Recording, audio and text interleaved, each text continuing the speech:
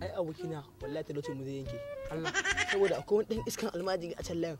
ko shi saboda wannan canjin kuɗin da aka yi shi ba a san tsofaffi sai sababbi wallahi Allah kuma gashi kasan almajirin nan kuɗi ne da su ka bari yana cikin bara mu haɗa baki da kai ka je ka bari tsohu in je mu bari tsohuwa ka san cewa zai ba zai yadda ba saboda rigima ma yake da mutane ɗan rigima ne